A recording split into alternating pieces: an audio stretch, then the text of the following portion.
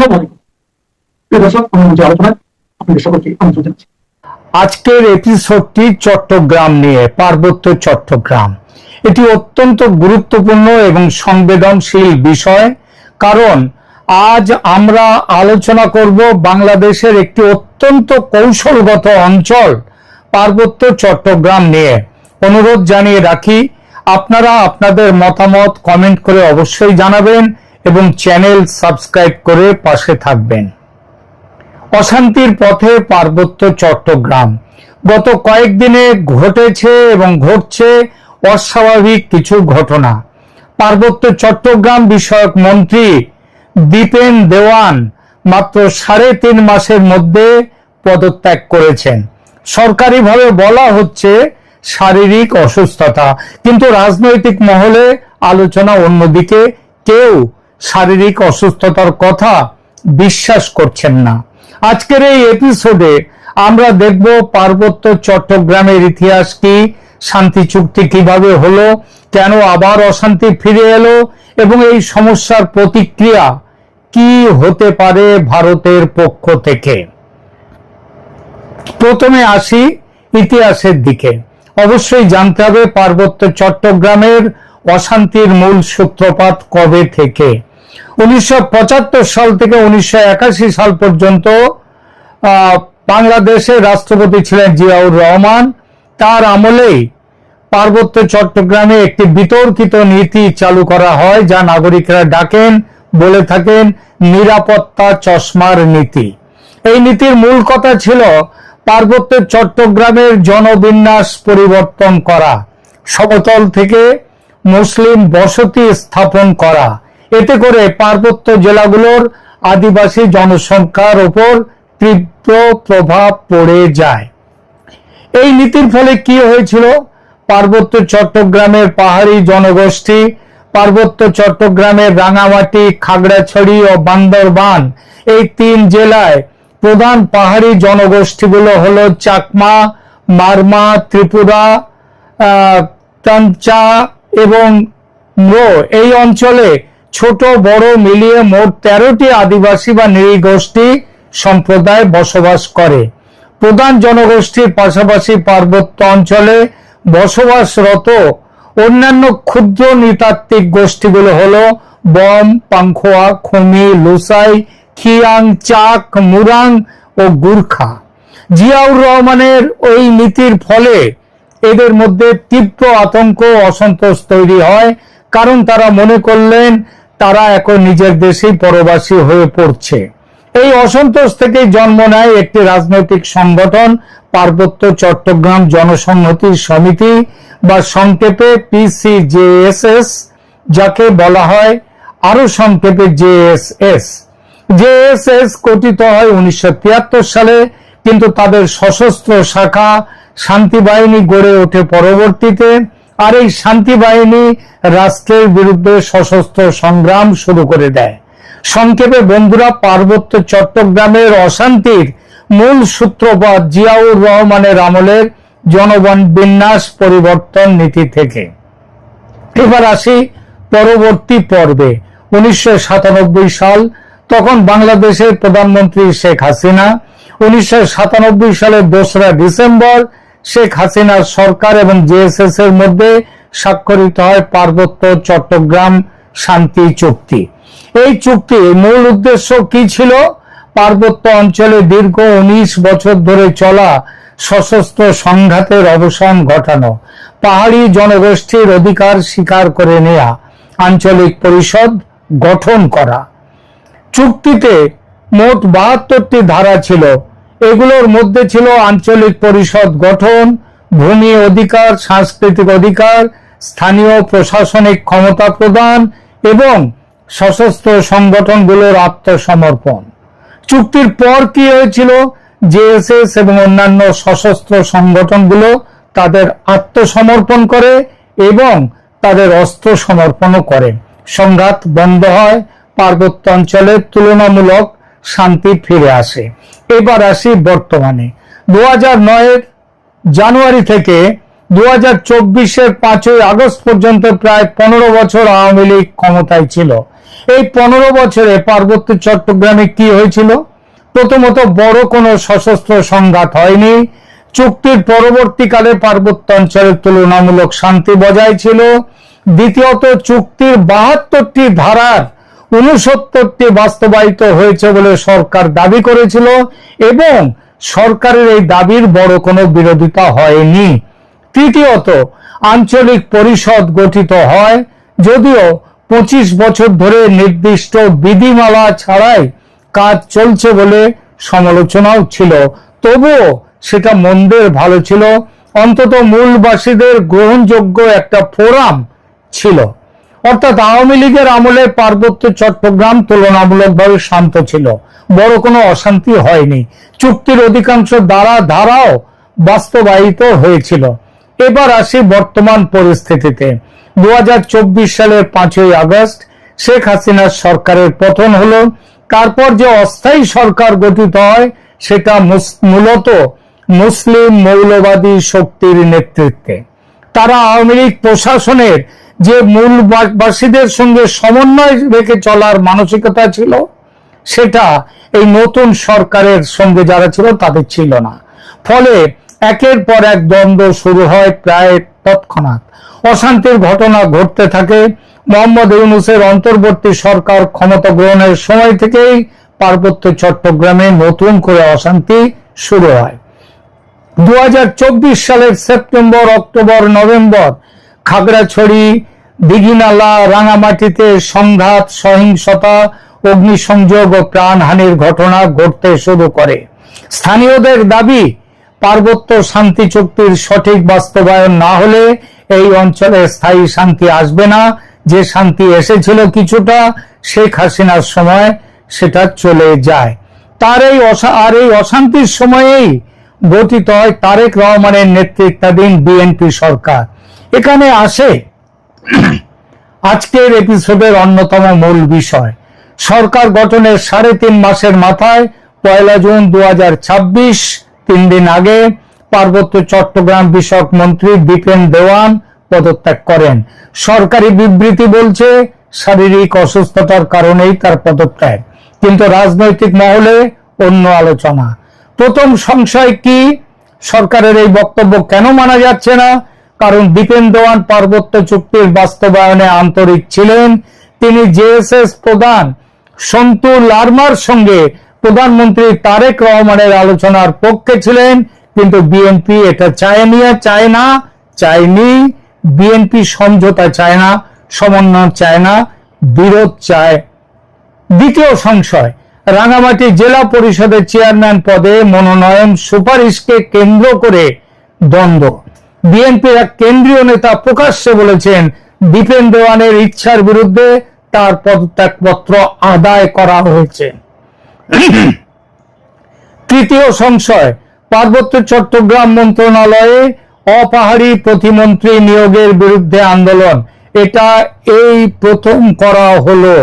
পার্বত্য চট্টগ্রাম চুক্তি বাস্তবায়ন আন্দোলন পক্ষ তারা দাবি করেছে অপাহাড়ি প্রতিমন্ত্রীকে প্রত্যাহার করে পাহাড়ি প্রতিমন্ত্রী নিয়োগ করতে হবে। সুতরাং বন্ধুরা, দীপেন দেওয়ানের পদত্যাগ কেবল ব্যক্তিগত সিদ্ধান্ত নয়, এটি বিএনপি সরকারের মূলবাসীদের বিরুদ্ধে সেই জিয়াউর রহমানের অবস্থানেরই বহিঃপ্রকাশ। বিএনপি ঐতিহাসিকভাবে মূলবাসীদের বিরুদ্ধে, আর তাই মন্ত্রীকে পদত্যাগে বাধ্য করা হলো। এই অভিযোগ আদৌ অমূলক নয়। এখন আসি সবচেয়ে গুরুত্বপূর্ণ অংশে। এই যে পার্বত্য চট্টগ্রামের এই যে অশান্তির আগুন জ্বলে উঠছে, এখানে ভারতের ভূমিকা কি হবে এবং ভারত কিভাবে এর প্রতিক্রিয়া দেবে বা করবে। পার্বত্য চট্টগ্রাম অশান্ত হলে ভারত সরাসরি প্রভাবিত হয়। কেন? প্রথম কারণ, পার্বত্য চট্টগ্রাম ভারতের ত্রিপুরা, মিজোরাম এবং আসাম রাজ্যের সঙ্গে সীমান্ত জুড়ে অবস্থিত। অস্থিরতা হলে তা সরাসরি ভারতের সীমান্ত নিরাপত্তাকে প্রভাবিত করে, সেই সঙ্গে উদ্বাস্তু ঢল প্রবাহিত হয় ভারতের দিকে।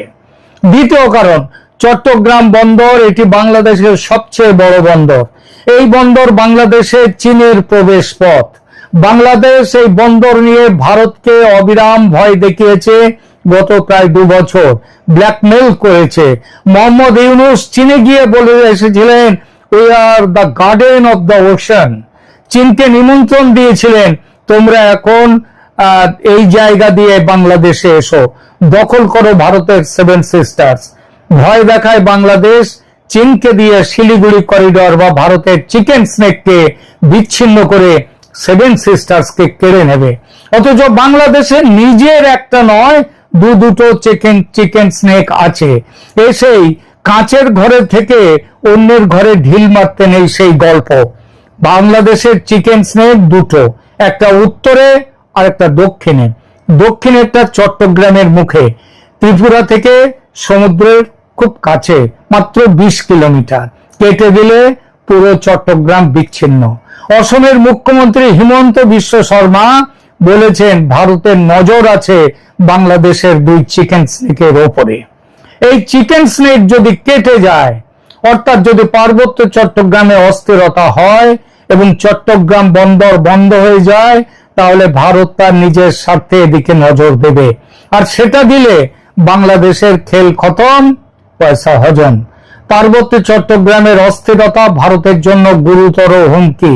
2 দেশের এখন যে সম্পর্ক, এবং সম্পর্ক যেভাবে ক্রমশ খারাপের দিকে চলেছে, তাতে ভারত যদি চট্টগ্রাম নিয়ে কোনো নির্ণায়ক পদক্ষেপ নেয়, তাহলে অবাক হওয়ার কিছু নেই।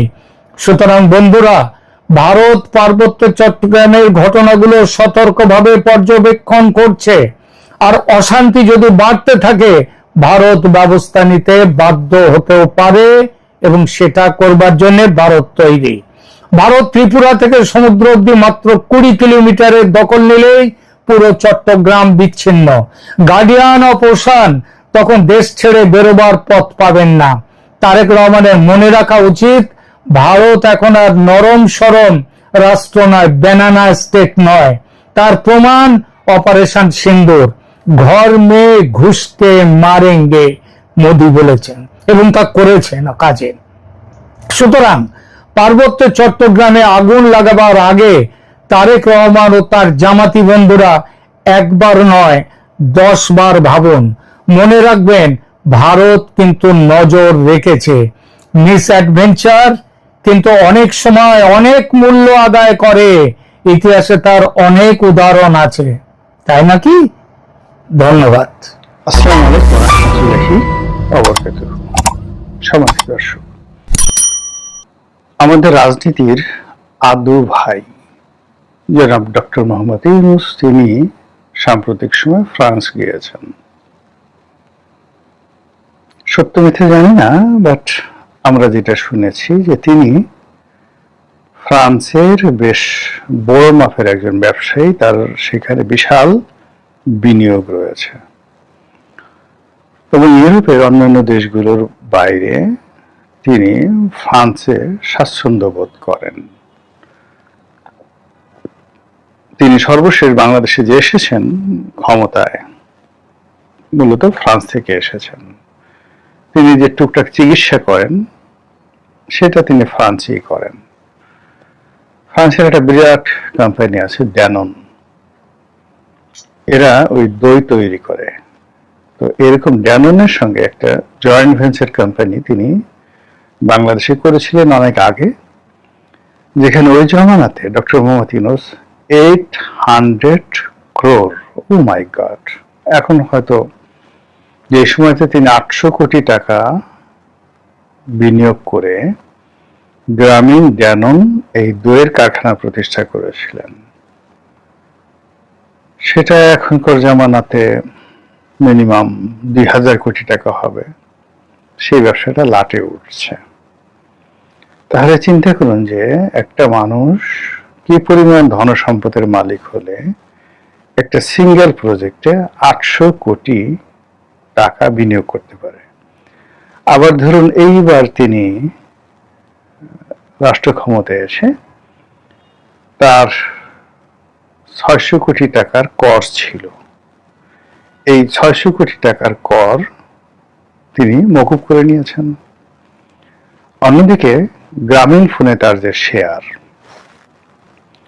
তো গ্রামীণ ফোনে তার যে শেয়ার অনুযায়ী তার যে লভ্যাংশ, সেই লভ্যাংশ হিসেবে গ্রামীণ ফোন থেকে এই লভ্যাংশ হিসেবে 1200 কোটি টাকা তিনি নিয়ে নিয়েছেন এই রাষ্ট্র ক্ষমতাকে ব্যবহার করে। এখন গ্রামীণ ফোনের একটা বিরাট অংশের মালিক ডক্টর মোহাম্মদ ইউনূসের যে প্রতিষ্ঠান গ্রামীণ টেলিকম, আর অন্য অংশের মালিক হলো টেলিনর কোম্পানি, নরওয়ের যে কোম্পানি, সেই মূল কোম্পানি, মাদার কোম্পানি টেলিনর। তো এই যে টেলিনর কোম্পানিটি আবার বাংলাদেশে কি করেছে, এই গ্রামীণ ফোনকে পাবলিক লিমিটেড কোম্পানি করেছে। তো পাবলিক লিমিটেড কোম্পানি হিসেবে শেয়ার মার্কেটের অবস্থা ভালো না হওয়ার কারণে তারা যারা শেয়ার হোল্ডার রয়েছে, বাজার থেকে যারা শেয়ার কিনেছে গ্রামীণ ফোনের শেয়ার, তাদেরকে পর্যাপ্ত যাকে বলা হয় ডিভিডেন্ড, অর্থাৎ তারা যে লাভ করেছে সেই লাভ তারা দিতে পারছে না, বিকজ এটা প্রফিটেবল নয়। দ্বিতীয় যে সমস্যা সেটা হলো তাদের সঙ্গে বিআরটি এর একটা ঝামেলা আছে। বিআরটি এর তরঙ্গ বরাদ্দ নিয়ে, কল ড্রপ নিয়ে এবং অন্যান্য ট্যারিফ নিয়ে ভীষণ ঝামেলা। বিআরটি আনুমানিক প্রায় 6000 কোটি টাকা সেখানে গ্রামীণ ফোনের কাছে তারা দাবি করছে। দীর্ঘদিন ধরে এটা নিয়ে মামলা চলছে, মোকদ্দমা চলছে। তো বিআরটি যেটা বলছে যে এই কোম্পানিটি অসৎ, এদের চরিত্র ভালো না, এরা সরকারকে ট্যাক্স ফাঁকি দেয়, কাজেই আদালতের নির্দেশে বলা হচ্ছিল যে এই কোম্পানি মানে গ্রামীণ ফোন যতদিন না পর্যন্ত তার যারা শেয়ার হোল্ডার আছে, যারা বাজার থেকে শেয়ার মার্কেটে গ্রামীণ ফোনকে বিশ্বাস করে, রাষ্ট্রকে বিশ্বাস করে শেয়ার কিনেছে, তাদের ডিভিডেন্ড না দিচ্ছে, যতদিন পর্যন্ত তারা বিআরটি এর এই যে 6000 কোটি টাকা, এটা কম বেশি হতে পারে, জাস্ট আমি একটা ফিগার বললাম, এই টাকাটা পরিশোধ না করছে, ততদিন পর্যন্ত এটার লভ্যাংশ হিসাব করে এটার লাভ যা আসে এটা যারা মূল মালিক, মেজর শেয়ার হোল্ডার, তারা তাদের ডিভিডেন্ড নিতে পারবে না। তো সেই অনুযায়ী ডক্টর মোহাম্মদ ইউনূসের যে শেয়ার আছে, সেই শেয়ারের এগেনস্টে যে 1200 কোটি টাকা ছিল, সেই টাকাটা ওখানে ফ্রিজ করা ছিল। উনি ক্ষমতা গ্রহণ করার সাথে সাথে সেই 1200 কোটি টাকা নিয়ে নিয়েছেন, কোনো আইনের তোয়াক্কা নেই, অথচ এই 1200 কোটি টাকা দেওয়ার আগে অন্যান্য সমস্যাগুলো সমাধান করার কথা ছিল। এটা পেপার পত্রিকা আসছে হালকাভাবে, কিন্তু যেহেতু তার ক্ষমতা ছিল, মবের ভয়ে তখন কেউ কথা বলেনি, যদিও আমি ওই সময়টাতে যথাসম্ভব কথা বলেছি। এইরকম একজন মানুষ যার বয়স এখন 86, 87, 88 বছর, এরকম, একে আমি রাজনীতির আদু ভাই বললাম। আদু ভাই বললাম এই কারণে যে অনেক আগে থেকে তার রাজনীতির প্রতি মানে তিনি আকর্ষণ তার ছিল বা তিনি আকৃষ্ট ছিলেন, কিন্তু রাজনীতি করতে যে মেরুদণ্ড লাগে, যে বিরাট একটা যাকে বলে আত্মা লাগে, বিনিয়োগ করা লাগে, নিজের মানে প্লেটের খাবার নেতাকর্মীদের প্লেটে তুলে দিতে হয়, এরকম আত্মা ওনার কখনো ছিল না, এখনো নাই, কিন্তু তারপর তিনি হতে চাইতেন। আর এরকম চরিত্রের যারা মানুষ, তারা করে কি, কারো জুতা চাটে, কারো পা চাটে। আমাদের এই গতানুগতিক রাজনীতিতে ধরেন মন্ত্রী হওয়ার দরকার, এমপি হওয়ার দরকার, কিন্তু ওরকম যোগ্যতা নাই। এই জন্য হয় কি, দলের যিনি প্রধান, শেখ হাসিনা হন, তারেক জিয়া হন, খালেদা জিয়া হন, তাদের পা চাটতেই হবে, জুতো চাটতে হবে, ঝাড়ু দিতে হবে। এই কাজগুলো অনেকে করে কাঙ্ক্ষিত মাকামে পৌঁছে যান। ডক্টর মোহাম্মদ ইউনূস এই কাজটি বাংলাদেশে না করে সারা দুনিয়াতে তারা এই কাজটি তিনি করেছেন, করে সামহাউ মার্কিন ডিপ স্টেট হোক, অন্যভাবে হোক, যেভাবে হোক, তিনি ম্যানেজ করে বাংলাদেশের প্রধানমন্ত্রীর পদটি প্রধান উপদেষ্টা রূপে তিনি অলংকৃত করেছেন, একেবারে বুড়ো বয়সে। এই জন্য আমি তাকে রাজনীতির আদু ভাই বলি বা বললাম। এর আগে আমি তাকে দাদু ভাই ঠাদু ভাই বলেছি। দাদার মানে আমার দাদা জীবিত থাকলে হয়তো দাদা 100 বছর হয়ে গেছে, কিন্তু আমার বাবার ছেলে তিনি অনেক সিনিয়র, এই জন্য তাকে দাদা ভাই হিসেবে আমি বলার চেষ্টা করলাম। আমার ছোট দাদার মতো তার হয়তো বয়স। তো এই বয়সে তিনি রাজনীতি করলেন।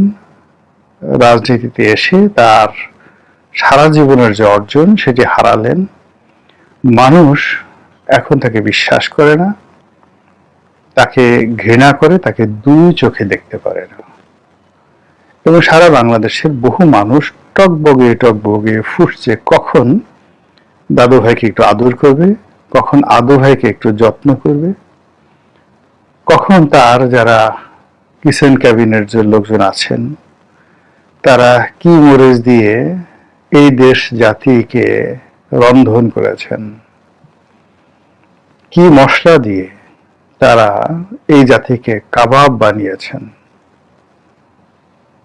এই জিনিসগুলো জনগণ এখন জানতে চায়। হন্য হয়ে মানুষ খুঁজছে কিচেন ক্যাবিনেটে কি হতো, কারা কারা এই কিচেন ক্যাবিনেটের সদস্য ছিল এবং ওখানে আসলে কি হতো, এবং এই লোকগুলো যে আমেরিকা দালাল হয়ে গেল বা এই লোক যে মার্কিন ডিপ স্টেটের এজেন্ট হয়ে গেল, স্বার্থ কি ছিল, তারা কি পেয়েছে, আর তারা সেই প্রাপ্তির বিনিময়ে এই দেশের কতটা সর্বনাশ করেছে, এগুলো নিয়ে এখন মানুষ চুলচেরা হিসাব করছে, বিশ্লেষণ করছে। প্রায় প্রতিদিনই ডক্টর মোহাম্মদ ইউনূসের বিরুদ্ধে ক্ষোভ বাড়ছে, জনরোষ বাড়ছে। এটা উল্কাপিণ্ডের মতো বাংলার আকাশে বাতাসে ঘুরে বেড়াচ্ছে। মানুষের রাগ, উল্কা যেভাবে প্রবল বেগে বায়ুর যে স্তর রয়েছে স্তর ভেদ করে এসে জ্বালিয়ে পুড়ে ছারখার করে দেয় সবকিছু, ওইরকম মানুষের রাগ উল্কার গতিতে ছুটছে, সারা বাংলাদেশে ছুটছে। এবং দাদু ভাই আদু ভাই এবং তার যারা কিচেন ক্যাবিনেট তাদের লোকজনের অন্যায় এবং অবিচার খুঁজছে, ছুটছে এবং খুঁজছে। তার বিরুদ্ধে মামলা করার জন্য একাধিক আবেদন নিবেদন করা হয়েছে। তারপর মিছিল হয়েছে, মিটিং হয়েছে এবং হচ্ছে। সরকার আপাতত তাকে প্রোটেকশন দিচ্ছে, প্রাণান্ত চেষ্টা করছে, কিন্তু সরকার আসলে কতদিন এটা দিতে পারবে? এর কারণ হলো সরকারেরও একটা লিমিটেশন আছে, আর সরকারের সমস্যাগুলো কিন্তু ডে বাই ডে বাড়ছে। সরকার যে খুব সাধ্য হতে তুলে দিচ্ছে তা নয়।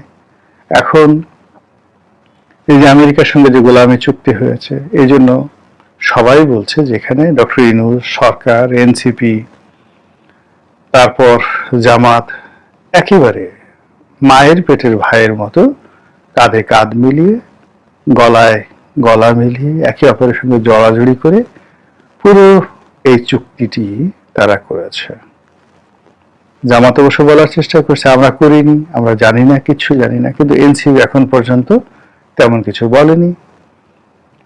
অন্যদিকে ডক্টর মোহাম্মদ ইউনূস তো তার বলার কোনো ভাষা নেই, আর তারেক রহমান সাহেবও কিচ্ছু বলেননি। এবং যতই দিন যাচ্ছে তত বিএনপির বিরুদ্ধে এই চুক্তি করা, এই চুক্তি করে ক্ষমতায় আসা, এই চুক্তি বাস্তবায়নের মাধ্যমে দেশের 12টা বাজানো নিয়ে মানুষ বিতর্ক করছে। এই বিতর্ক থাকবে না, এই বিতর্ক একসময় বিক্ষোভে পরিণত হবে। এবং এই যে বিএনপি, তার বাইরে যে রাজনৈতিক দলগুলো রয়েছে, অর্থাৎ যারা গৃহপালিত বিরোধী দল, জাতীয় পার্টির মতো গৃহপালিত বিরোধী দল হিসেবে আছে, যারা আমিদের সঙ্গে মামু হিসেবে আছে তারা, এবং ওই যে সরকারের মধ্যে যারা ইনু, মেনন, তারপরে আরেকজন ছিল কি বড়ুয়া, বিভিন্ন লোকজন, শেখ হাসিনার যারা লেসপেন্সার ছিলেন, এরকম বিএনপিরও বেশ কিছু লেসপেন্সার জুটে গেছে, যারা নামকা অস্থায়ী বিরোধী দল কিন্তু সরকারের অংশীদার।